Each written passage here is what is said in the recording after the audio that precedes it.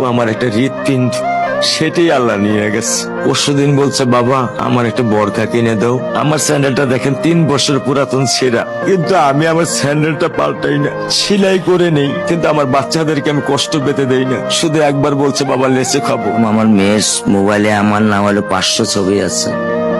আমি এখনো সাহস পাইনি আমার মেয়ের একটা ছবি বের করে দেখতে। আমার সে সাহস নাই। আমি সে সাহস হারাই ফেলছি, কারণ ও আমার ছিল হৃৎপিণ্ড।